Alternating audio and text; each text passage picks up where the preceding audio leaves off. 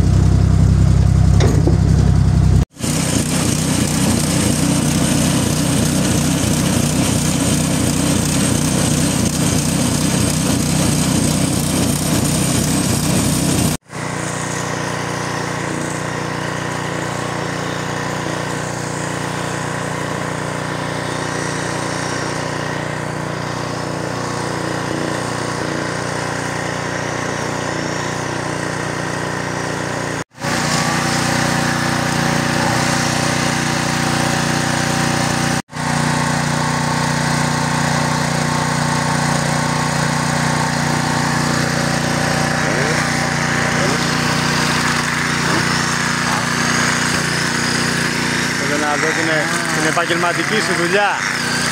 Είμαι γρήγορος πολύ εγώ. Σε χρονομετρό. Τι να κάνεις, είναι πολύ γρήγορος εγώ φίλε. Ο Ποκελιά τρόμαξε.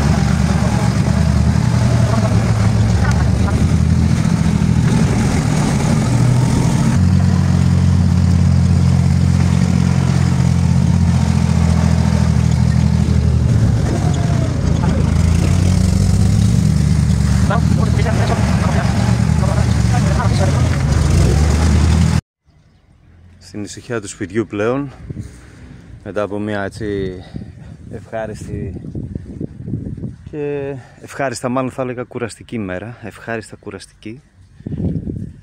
Λοιπόν, θα συνεχίσω λίγο όσο μπορώ εδώ με τη Μεσσηνέζα, γιατί τα χόρτα έχουν μεγαλώσει γύρω από τις ελιές. Δεν πήρα το καταστροφέα, δεν περίμενα λίγο αυτό. Οπότε θα τα κάνω με τη Μεσσηνέζα, να μην μεγαλώσει πολύ, γιατί μετά γίνονται ξυλώδη και δύσκολα μπορείς να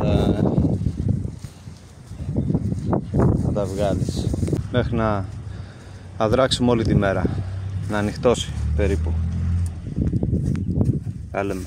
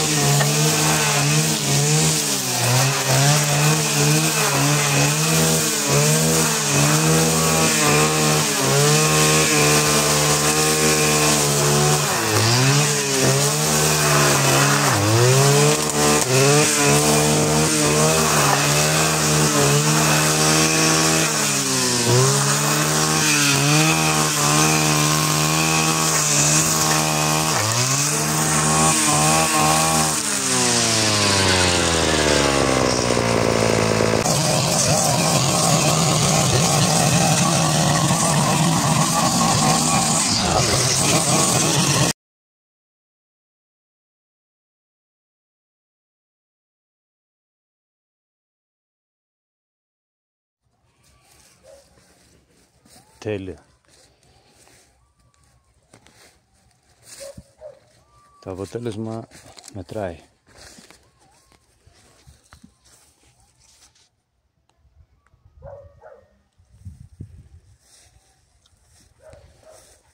Για όσους ξέρουν τι σημαίνει μολόχα, θα καταλάβουν γιατί καθάρισα τόσο νωρίς τις σελίτσες γύρω γύρω. Όταν μεγαλώσουν πάρα πολύ, ένας λόγος είναι αυτός, ο κορμός τους γίνεται χοντρός αρκετά, γύρω στους 6-7 πόντους, μπορεί και μεγαλύτερος μερικές φορές. Μπορεί, σπανίως, αλλά γύρω εκεί στους 5 με 7 πόντους χοντρός σε διάμετρο και γίνονται πάρα πολύ ψηλά. Δασώνει δηλαδή όλο το δέντρο, μπορεί να γίνει και 3 μέτρα η μολόχα. Με αποτέλεσμα να κλείνει όλο το δέντρο, να μην μπορείς να δουλέψεις στα δέντρα, να πνίγεται και πέραν αυτού όσο πιο πολύ μεγαλώνει, τόσο πιο πολύ τραβάει από τα θρεπτικά συστατικά του λιπάσματος που έχεις ρίξει. Και συνήθως οι μολόχες φυτρώνουν ακριβώς στην περίμετρο των δέντρων, εκεί όπου έχεις ρίξει ακριβώς το λίπασμά σου. Λοιπόν, τέλεια. Καθαρίσαμε όλα τα δεντράκια.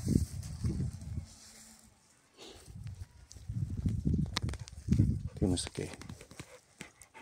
Η Μαργκό μου. Σκυλίτσα μου. Η σκυλίτσα μου η όμορφη. Μούτρο μου. Μουτράκι μου όμορφο. Πολύ μ' αγαπάει αυτό το σκυλί. Αχ, το μουτράκι. Σιγά, πάμε. Πάμε κορίτσι μου, πάμε.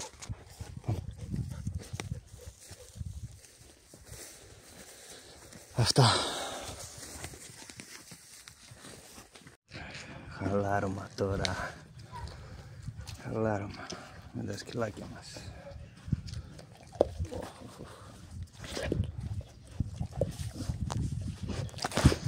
Ήσυχα. Ωραία. Κυκλίνω. Και όχι έτσι. Τέλεια. Και κάπως έτσι κλείνει η μέρα. Με αγάπες.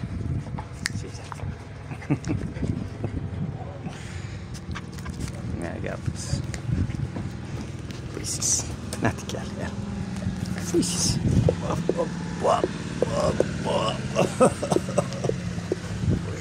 Σιγά βρε μαλακάκο.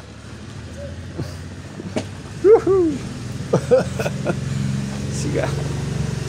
Σιγά ρε. Μουντρούχο. Τι κι άλλη.